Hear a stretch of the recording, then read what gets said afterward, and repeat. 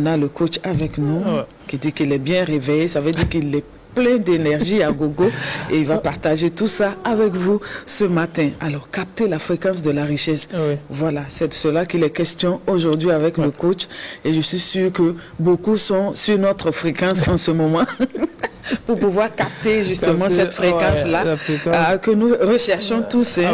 Mais parfois, on n'a pas les rudiments, on ne sait pas comment y arriver. Justement, la richesse à une fréquence. À une fréquence. Et comme je l'ai dit à plusieurs reprises sur ce plateau, que Nikola Tesla disait que pour avoir les secrets de l'univers, il faut penser en termes de fréquence, en termes d'énergie et en termes de vibration. Et il a été démontré que tout a une fréquence, tout vibre. Et la recherche également a une fréquence, et celui qui n'arrive pas à se conformer à la fréquence de la recherche atteint difficilement la prospérité et l'abondance. Les gens n'ont pas compris sur la raison pour laquelle ils passent leur temps à travailler dur, et ils n'arrivent pas à joindre les deux bouts. Parce que tout simplement, ils n'ont pas plus le temps d'aller chercher à capter ou à se connecter à la fréquence au fait de la recherche. Et la recherche, tout vivre dans ce monde-là. Et dès lors que vous arrivez à vous conformer à la fréquence de la recherche, alors la richesse coulera en vous. Je l'avais dit sur ce plateau une fois que la richesse a 5 dimensions. Et la richesse financière et matérielle que les hommes passent leur temps à chercher est la 5e dimension. Donc nous avons parlé de la richesse émotionnelle, la richesse relationnelle, la richesse intellectuelle, la richesse spirituelle. Et quand vous arrivez à réunir ces 4 types de richesses, la conséquence maintenant devient la richesse financière et matérielle. Donc ça dit quoi? Faire en sorte que la richesse financière et matérielle coule dans votre vie suppose que vous allez travailler à capter les autres types de richesses qui sont immatérielles, dans la richesse émotionnelle, la richesse sociale. Mais aujourd'hui, je vais donner 3 éléments qui vont permettre à chacun, de façon simple, de pouvoir capter ou se connecter à la fréquence de la richesse. Dans un premier temps, il faut juste pour pouvoir se connecter à la fréquence de la richesse ou capter la fréquence de la richesse, il faut reprogrammer son esprit. Alors, est-ce que l'esprit que j'ai est orienté vers l'abondance ou est orienté vers la pauvreté? Il y a des gens dont leur esprit est orienté vers la pauvreté, d'autres leur esprit est orienté vers l'abondance. Et quand votre esprit est orienté vers l'abondance, durant toute votre vie, vous ne faites que créer des opportunités. Vous voyez, vous ne faites que créer des opportunités et les bonnes choses viennent toujours vers vous. Mais lorsque votre esprit est sur la fréquence au fait de la pauvreté, vous allez voir que vous ne faites qu'attirer les dépenses financières. C'est pourquoi nous, dans le cantique, on dit que la pauvreté est une maladie mentale qui attire les dépenses financières. Donc, lorsque on est atteint par cette maladie-là, la maladie de la pauvreté, vous allez voir que quelle que soit la somme que nous arrivons à avoir, quelles que soient au fait les opportunités qu'on a, on bafoue les opportunités. Et lorsqu'on arrive à avoir un peu, vous allez voir qu'en un temps record, il y a des dépenses qui vont apparaître par là. Soit tel chose va se gâter, soit c'est la moto, soit c'est la voiture, soit c'est temps. Et vous allez voir que l'argent est là, mais l'argent repart encore dans les dépenses. On n'arrive pas à comprendre ça. On n'arrive pas à comprendre. Comme si c'était venu pour ça. Voilà.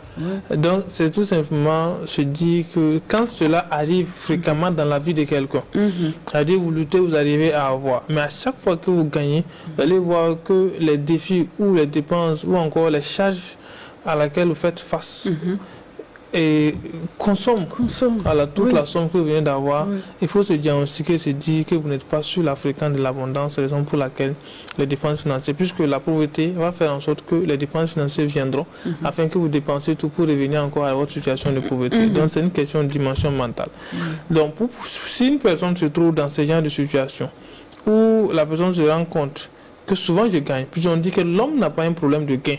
L'homme a un problème de conservation, et l'homme a un problème d'utilisation, voilà, donc de fructification. Sinon, chacun de nous, à un certain moment de sa vie, gagne quelque chose, gagne de l'argent. Mais s'il n'arrive pas à conserver, alors ceux qui arrivent à conserver, ceux qui atteignent la richesse, et ceux qui n'arrivent pas à conserver, ceux qui viennent à la pauvreté. Donc, dans ce premier point, qu'est-ce qu'il faut faire? Pour reprogrammer son cerveau, il faut utiliser des phrases positives, des affirmations positives. Donc, les spécialistes de la PNL, ceux qui interviennent dans la programmation neurolinguistique, on travaille à mettre à la disposition des gens ce qu'on appelle le fait des phrases de programmation, qui permet à toute personne qui se trouve dans une situation où elle est tout le temps en face de dépenses, ou ce qu'elle gagne n'arrive pas à couvrir ses charges, ou ce qu'elle gagne n'arrive même pas, et la personne n'arrive pas à épargner dedans, c'est mieux de voir les spécialistes de la PNL, leur demander de vous donner des phrases de programmation afin que vous puissiez répéter tous les jours. Deuxième élément qui est le plus important, c'est la fréquentation. Qui vous fréquentez? Et dans le développement personnel classique, il est dit que l'homme, vous êtes la moyenne des 5 personnes que vous fréquentez. Mais ce n'est pas seulement la moyenne des 5 personnes que vous fréquentez, vous êtes aussi la moyenne des 5 groupes WhatsApp que vous consultez régulièrement. Vous êtes aussi la moyenne des 5 réseaux sociaux, les 5 pages Facebook que vous consultez. Vous êtes la moyenne des 5 chaînes YouTube à laquelle vous êtes abonné. Donc, tant que vous n'allez pas changer de fréquentation, alors vous ne ferez jamais un pas vers la recherche. Parce que ce qui vous amène l'homme à perdurer dans la pauvreté, souvent ce n'est pas lui, c'est ceux qui sont autour de lui. C'est pourquoi j'aime dire aux gens que toute personne qui passe son temps à suivre des gens qui sont malades finira par tomber malade. Toute personne qui passe son temps à suivre des pauvres, forcément sera aussi pauvre un jour. Alors, de la même manière, passez votre temps à suivre les alcooliques, un jour vous allez voir. Passez votre temps, en fait, quel que soit... Il n'y a pas de possibilité que ce soit lui qui ramène les autres vers l'autre côté. Non, vu que généralement, il y a une possibilité, mais ça dépend de comment l'autre est convaincu. Si le médiocre est convaincu de sa médiocrité et pense que la médiocrité est la meilleure voie, la personne va vous embrouiller dans votre bonne voie et vous allez suivre la personne. Et généralement, comme si vous dans un groupe, et si vous êtes le seul, et que les 5 personnes sont sur la fréquence de la pauvreté, c'est ce qu'on appelle la force de la conscience collective. Le fait qu'eux, ils ont une conscience commune, orientée vers la pauvreté, leur conscience dominera votre conscience et va vous amener à les suivre. D'où la question de la fréquence. Puisque eux, ils sont sur une fréquence, vous êtes sur une autre fréquence. Si leur taux vibratoire est plus élevé que vous, ils vont alors vous amener sur leur fréquence. Donc c'est une question de taux vibratoire lorsqu'on rentre dans les questions de fréquence. Donc les gens, dès lors qu'ils sont ensemble, leur poids vous dépasse. Maintenant, pour que leur poids ne vous dépasse pas, vous êtes alors obligé de faire ce qu'on appelle d'aborder le troisième élément qui est la question des croyances limitantes. Donc il faut travailler alors à détruire ce qu'on appelle les croyances limitantes. Mais quel que soit alpha, on dit l'environnement compte pour 95% de la personne que nous devenons. Donc ce que nous suivons là, quel que soit le fait que je dise que non, moi je ne peux pas être touché, si vous continuez à les suivre là, alors vous allez être touché. Même nous en tant que coach, même si on suit des gens qui sont convaincus de leur médiocrité à un certain moment, ils embrouillent même tout ce que tu as comme théorie. Alors donc l'environnement est très important, donc il faut changer d'environnement. Les croyances limitantes aussi sont assez importantes. Ça compte pour 95% pour ce que nous devenons dans la société. Oui. On rencontre des gens quand même qui ont dans leur entourage des personnes qui sont connectés justement à la fréquence de la richesse, mais qui eux-mêmes n'arrivent pas justement à décoller. Oui. En fait, est-ce qu'il y a autre chose pour expliquer ça? Oui, puisque il y a des moments où la personne aussi, plus on dit, comme il est dit, la pauvreté est une maladie mentale. Est-ce que vous voyez? Si vous passez votre temps à suivre des riches et vous vous contentez des miettes qu'on vous donne, sans savoir pourquoi et qu'est-ce qu'ils ont fait pour être riches, vous n'allez jamais pouvoir vous en sortir. Puisque la différence entre le riche et le pauvre, c'est des virgules. C'est juste une question de comportement.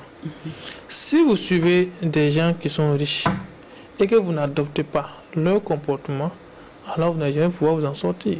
Mais il y a une vérité aussi que les gens n'ont pas compris. Surtout les riches. La plupart des riches, souvent, aiment se faire accompagner par des fainéants. Des gens à qui ils donnent des ordres et ils obéissent. Oui, qui sont toujours là. C'est-à-dire, les bons petits. C'est pourquoi je disais aux gens, je dis aux jeunes, travailler n'est jamais être un bon petit de quelqu'un. Parce que si vous devenez un bon petit de quelqu'un, vous n'allez jamais vous développer. Mais on a vu souvent des bons petits qui après ont explosé. Et ce sont des bons petits qui ont compris. Voilà. C'est pourquoi on dit que dans tout travail, lorsque vous êtes dans le cycle de la pauvreté et de la richesse, on dit lorsque vous suivez quelqu'un, est-ce que vous suivez la personne pour avoir l'argent ou vous suivez la personne pour avoir la connaissance et la compétence? Les bons petits qui arrivent à s'en sortir sont ceux qui ne suivent pas le riche pour son argent, mais suivent le riche pour ses connaissances et ses compétences. Donc, à un certain moment, quel que soit tout ce que, même si le riche ne le paye pas bien, lui, ce qui l'intéresse, c'est d'avoir au fait le secret qui lui a permis d'atteindre la richesse. Est-ce que vous voyez? Donc, vous allez voir, et généralement, les riches arrivent à identifier ces genres de personnes-là. Il va leur donner moins d'argent, mais il va plus leur donner des conseils. Partager avec lui les conseils. Voilà. Donc, vous allez voir qu'il y a beaucoup de bons petits, mais parmi ces bons petits-là, il y a un à qui tout le temps, il va passer assez de temps, il va l'expliquer son histoire, il va l'expliquer comment il a fait pour passer, et il va le guider. Et souvent même il devient son mentor. Son mentor, voilà, lui devient son mentor. Et souvent il est encore sévère avec ce dernier-là par rapport aux autres. Mais vous allez voir que la personne qui est là uniquement pour avoir à manger, pour uniquement des miettes, il va passer le temps à lui donner à chaque fois de l'argent, mais il ne va jamais donner au fait le secret qui lui permettra de quitter. C'est comme si quelqu'un on lui donne tout le temps du poisson, mais on va jamais lui montrer comment il faut pêcher. Alors tout dépend de ce que vous êtes allé chercher auprès au fait des riches. Et ce que vous êtes venu chercher dans l'environnement. Mais ce qui a été démontré généralement, c'est qu'une personne qui naît dans une famille riche et qui a grandi à côté des riches a 95% de chances de devenir riche. Une personne qui est née dans une famille de pauvres et qui a grandi avec des pauvres a 95% de chances de devenir pauvre. Maintenant, les 5% font l'exception dont vous avez évoqué. Il y a des gens qui sont nés dans des familles pauvres, mais qui sont sortis du lot. Il y a des gens aussi qui sont nés dans des familles riches et qui sont aussi sortis du lot de façon négative. Donc, ça veut dire il ressemble à personne. On se demande, mais attends, est-ce que lui-là, il vient de la même famille qu'un tel? Tout simplement. Alors, la personne, sûrement, était dans cette famille-là, mais a adopté des comportements contraires aux valeurs de cette famille. Donc, raison pour laquelle les autres membres de la famille vont atteindre la richesse, mais lui va se démarquer en atteignant en fait la pauvreté. Et mais quelle que soit l'aide qu'on lui apporte, c'est pas évident. C'est pas évident. C'est pas évident. Et généralement, la faute aussi souvent revient aux riches. Parce que si vous n'avez pas formé, moi j'ai rencontré des gens qui étaient suffisamment riches, qui avaient des chefs d'entreprise, qui ont conduit les enfants à aller étudier, mais ils ne les ont jamais impliqués dans la vie d'entreprise. Au moment où la personne va presque à la retraite, que la personne se retourne trouver que les enfants sont là, mais chaque enfant a déjà fait un choix. Mais le choix qu'il a fait, c'est pas évident que ce choix-là va l'amener à atteindre la même richesse que... Est-ce que vous voyez? Beaucoup vont décider de ne plus aller dans l'entrepreneuriat, mais d'aller au fait travailler pour quelqu'un d'autre. Voilà. Et l'entreprise laisse là. Et la question de la transférabilité maintenant devient un problème. Tout simplement, vous n'ayez pas enseigné aux enfants comment au fait avoir la richesse, comment aller chercher la richesse. C'est pourquoi vous allez voir que la plupart, si vous lisez l'histoire des riches américains et des grands riches américains, ils ont tous déclaré qu'ils ne donneront pas leur héritage à leurs enfants. Ils mettront tout pour que l'enfant puisse chercher de lui-même. Mais l'héritage, souvent, c'est 2%, 5% qui reviendra aux enfants. Tous les restes, au fait, vont aller dans les ONG et tout ce qui s'ensuit. Parce qu'il a été démontré aux États-Unis que seuls 2% de ceux qui ont hérité d'une richesse ont pu développer cela. Est-ce que vous voyez? C'est-à-dire que c'est des gens qui sont nés dans des familles riches. Mais le fait qu'ils se sont contentés de la richesse, au fait, des parents qui a déjà bâti tout. Voilà. Donc la personne ne va plus chercher à savoir comment il a fait pour l'avoir. Le jour qui ne sera pas là, tout sur un plateau. Maintenant, le jour qui ne sera pas, il va se contenter de consommer ce qui a été déjà construit au lieu de fructifier cela. Donc c'est après cette étude maintenant que les riches ont dit, voilà, que à partir de maintenant, nous tout ce que nous allons avoir, nous allons mettre tout pour que vous commenciez à créer quelque chose par vous-même. Mais ce qui m'appartient ne vous appartient pas. Et c'est ce que aussi les riches africains devraient commencer au fait à instaurer en impliquant les enfants dans la gestion et en vendant. Moi, j'aime dire aux gens que si l'entreprise, bon, m'excusez, c'est pas pour faire de la publicité, il y a une grande entreprise de construction d'automobiles qui a vécu plus d'un siècle. Mais si l'entreprise existe aujourd'hui, c'est parce que le promoteur a vendu l'entreprise à son fils.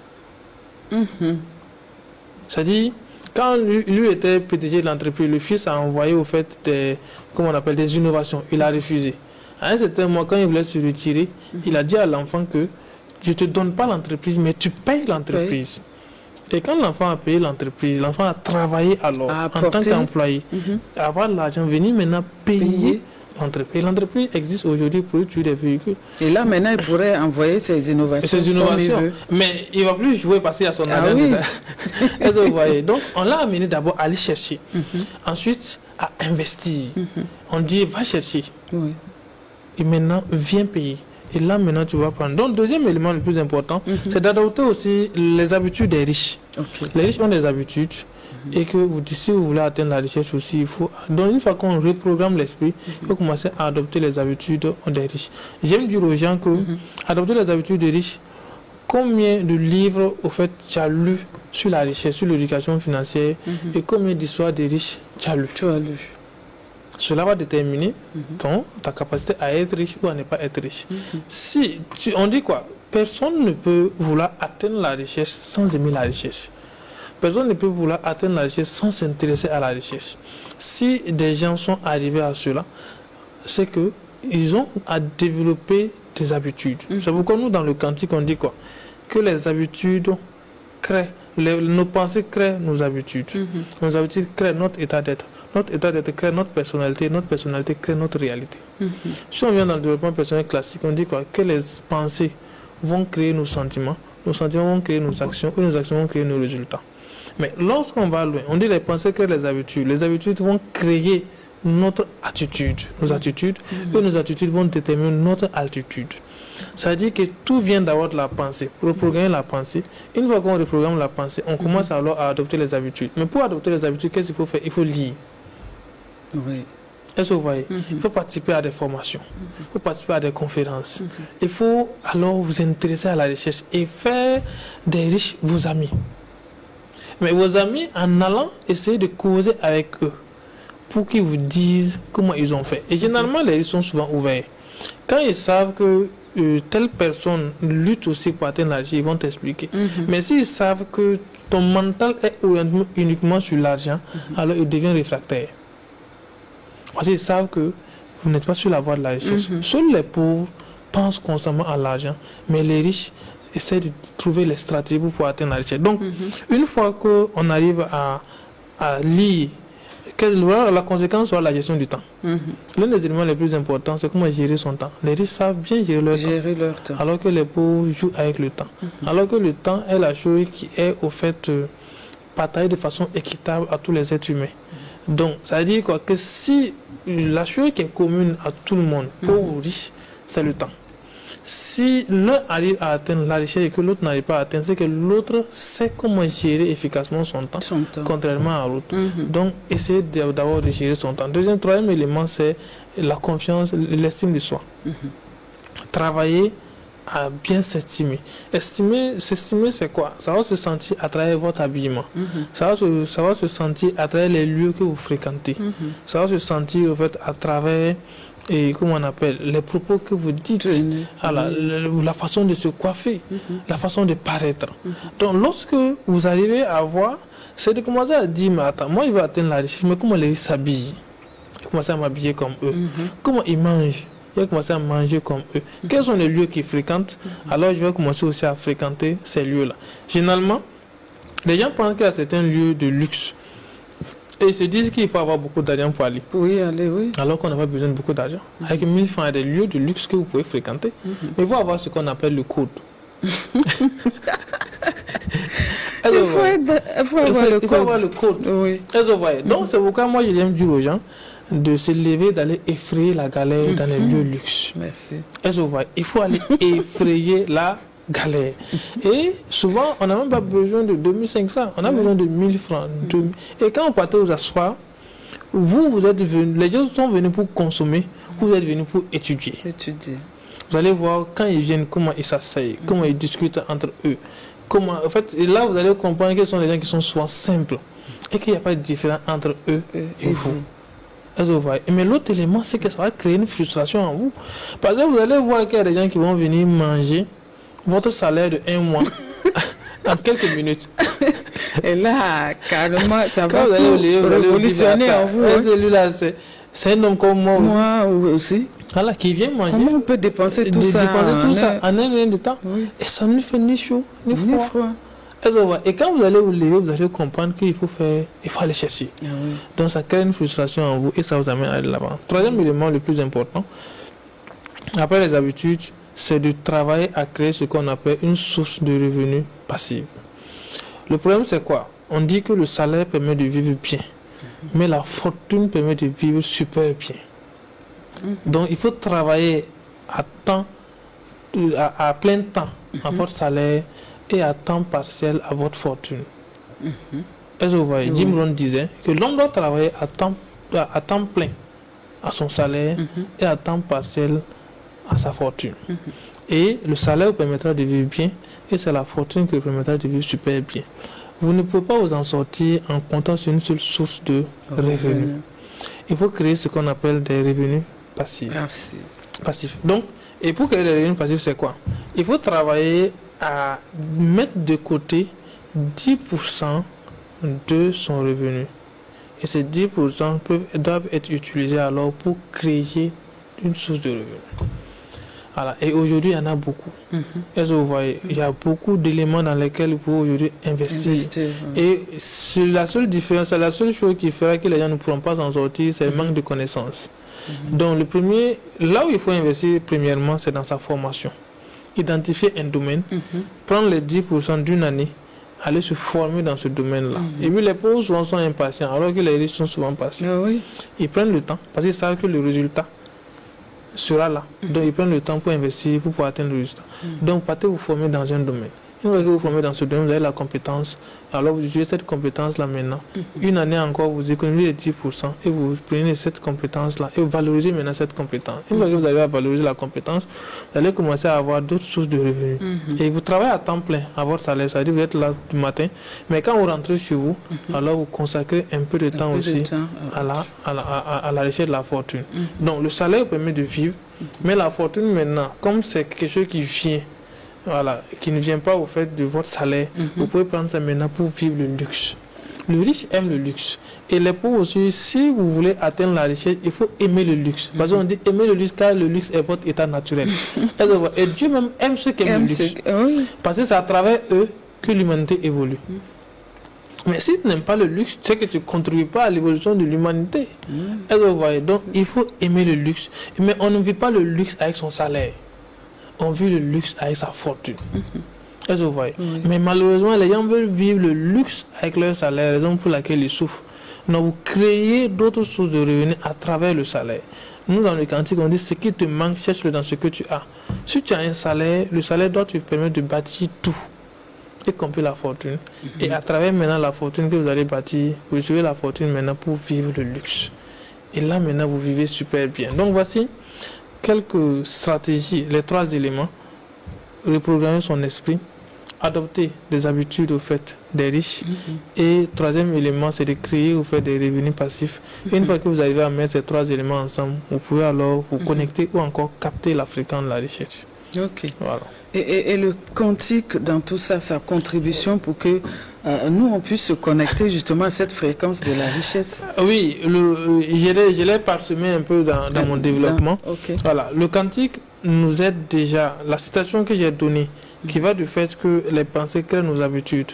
Nos habitudes créent notre état d'être crée notre personnalité crée notre réalité. C'est du quantique. Dans le quantique, d'abord, on demande de changer les pensées. On dit changer sa pensée, c'est changer sa vie. Mais personne ne peut changer sa vie sans changer sa pensée. Donc, une fois qu'on change notre pensée, il y aura pour conséquence de changer nos habitudes. Alors qu'on change sa pensée avec quoi? Avec la programmation. Puisqu'il y a en nous ce qu'on appelle la voie mentale et la voie physique. La voie mentale, généralement, qui nous domine actuellement, est souvent sous l'influence de l'environnement qui l'a programmé à 95%. Donc, et c'est cette voie mentale-là qui fait que si j'ai grandi à côté des gens qui sont dans la pauvreté, ils ont contribué à programmer ma voie mentale à 95%. Et à chaque fois que j'ai fait des efforts, c'est cette voie mentale-là qui m'amène toujours dans la pauvreté. Donc, pour éviter de tomber dans la pauvreté, il faut que je reprogramme cette voie mentale. Et en reprogrammant la voie mentale, il faut que j'utilise alors des phrases. Parce que à un certain moment, l'homme, on ne peut changer les choses en l'homme que par la répétition. Il faut répéter. Et c'est ça la programmation. Et il y a une durée au fait pour pouvoir répéter. Une fois qu'on répète, la répétition aura pour conséquence de changer mes habitudes. Une fois que mes habitudes vont changer, mon état d'être va changer. Je vais commencer à me sentir mieux et bien. Cela va jouer sur ma personnalité. Si j'étais aigri, je vais commencer à ne pas être aigri. Si je détestais les riches parce que ce sont des gens qui font du mal, ce sont des gens qui... Je vais commencer à les aimer. Je vais commencer à échanger avec eux. Et cela aura pour conséquence alors de me donner aussi un résultat de la recherche. Donc, le changement d'habitude va me conduire également à la lecture. Je vais commencer à dire que, attention, si les riches ont écrit, si je veux aussi atteindre la richesse, alors allez lire ce qu'ils ont écrit. Ils ont mis leur expérience dans les livres. Ça. Et si on lit ces expériences-là, on arrive très facilement à atteindre la prospérité également. Donc, généralement, chacun doit travailler à lire au moins 5 livres sur l'éducation financière. Mais dernière chose que le Cantique nous dit, que la recherche aussi a des codes. Et quiconque veut atteindre la recherche doit aller chercher ces codes-là. Ces codes, ils vont de quoi? La loi de moindre effort. Les codes sont inscrits dans la spiritualité. Les codes sont inscrits dans la numérologie. Les codes sont inscrits dans l'astrologie. Il y a des codes un peu dans tous les domaines. Alors, le Cantique nous invite alors à aller chercher ces codes-là. Voilà. Donc, et le troisième élément le plus important, c'est la prière. Il faut savoir comment les riches prient. Parce que la façon dont les riches prient et la façon dont les pauvres prient, ce n'est pas la même manière. Il y a des prières qui... Lui, il en a déjà. C'est même pas ça. Et celui qui n'en a pas, bon, c'est vrai que ce n'est pas orienté vers les besoins ne sont pas les mêmes. La question que j'amène souvent les gens à la réflexion. Si la mosquée est remplie et les églises sont remplies des gens qui prient régulièrement, qui respectent les 5 prières et qui vont tout le temps à l'église, mais la plupart des gens ne s'en sortent pas. Alors que le riche qui n'a pas le temps d'être tout le temps à la mosquée, à l'église, s'en sort, c'est qu'il prie d'une manière qui attire l'abondance vers lui, et l'autre là aussi, sa prière peut l'attirer la pauvreté. Donc comment prier? Ça aussi il faut savoir, parce que les riches ont une manière de prier de telle sorte que Dieu exauce rapidement leurs vœux, alors que le pauvre a une manière de prier qui fait que Dieu retarde l'exaucement de ses vœux. Et ça, ce sont des éléments importants qu'il faut chercher à comprendre. Dans tous les cas, il y a, dans mon dernier livre, La spiritualité de la recherche, ce sont des éléments que j'ai évoqués à l'intérieur, que ce soit la prière, que ce soit les codes, pour permettre aux gens en fait, de pouvoir manifester la recherche en fait, dans leur vie. D'accord. Merci à vous, coach. Et justement, c'est de vous inviter, téléspectateurs, à pouvoir aller à la lecture et de trouver justement ce document-là, le lire et puis trouver les codes, parce que les codes, c'est pas dans la nature comme ça. Il faut justement aller chercher et c'est dans la lecture. Absolument, c'est le prix à payer. C'est le prix à payer. Merci à vous, coach, pour cette thématique développée. Sûr qu'on en parlera dans les jours à venir, en tout cas à travers d'autres thématiques qu'on va aborder, capter la fréquence de la richesse. Et justement, parlant de lecture, nous allons aller à la lecture parce que lire seulement 30 minutes par jour pourrait vous aider à vivre plus longtemps. Voilà, selon les chercheurs de l'université de Yale aux États-Unis, lire 30 minutes par jour permettrait de vivre en moyenne 23 mois de plus qu'une personne non amatrice de lecture. Voyez-vous ça, coach? C'est des recherches, c'est un code. C'est un code. Et puis, c'est un constat qui ça s'explique dans justement la modification comportementale que cette activité va entraîner sur le personnage qui se met à la lecture. Voilà. Alors, qu'est-ce qu'on doit attendre de plus? On va juste aller à la lecture. Et nous, à RTB Matin, nous, on vous invite toujours à la lecture, on met de l'eau à la bouche. En allant donc retrouver Toboum Evelyne Labiré, toujours inspirée, toujours prête à nous faire découvrir les œuvres littéraires burkinabées.